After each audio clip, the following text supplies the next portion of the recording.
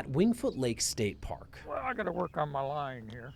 Jerry Wood and Larry Miller never tire of fishing. You're out of the city, it's nice and calm. Just so peaceful just to be out here to kind of forget your cares and worries. But beyond the fish, the geese, and the great blue heron, it's the great big bird That's what I like, when they fly right over you. I can always tell when it's coming over the house. that makes people It's got that sound. stop what they're doing Like even, no up and down.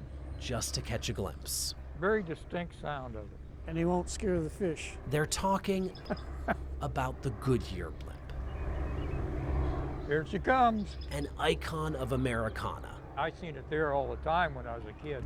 that sparked memories I like nostalgia from the way it used to be. spanning generations. My granddaughter lives in Connecticut, and I'll take pictures of it and send it to her all the time. Goodyear's blimp has now flown in Northeast Ohio for 100 years.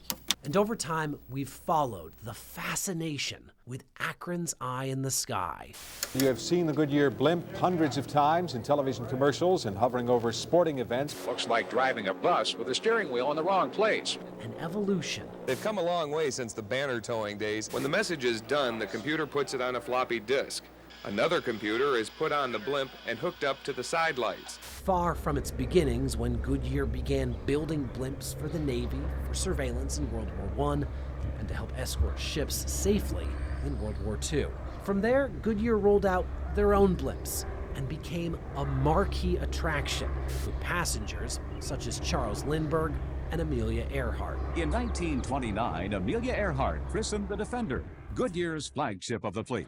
A company known for tires on the ground that became synonymous When it comes to the blimp business, Goodyear is king. with its name in the clouds.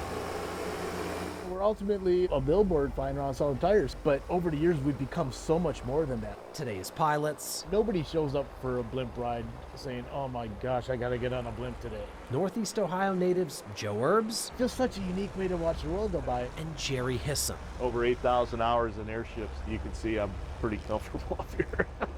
Jerry is a face familiar to our cameras. If you told me I was going to be back in my hometown flying the airship, wouldn't have believed you. He's been doing this for 28 of those 100 years. Nobody quits. No, we stay around for a while. Hate to burst your bubble, or in this case, blimp, but the Goodyear blimp isn't a blimp anymore. It's technically an airship because these newer models like Wingfoot 1, they have an internal frame inside and don't fully deflate like they used to.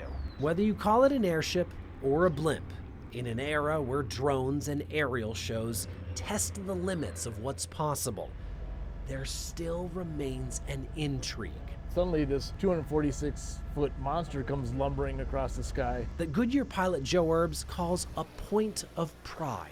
and we'll land and there'll be hundreds of people along the fence of the airport watching us. And later this week, the blimp will be no blip on a map, as all 3 US-based blimps, including this one wrapped like its original model, are set to fly together over Akron. I'm retired Air Force, so, I get to fly formation again? Perfect. As for our fishermen, the only thing they caught today was a view. And that's quite all right.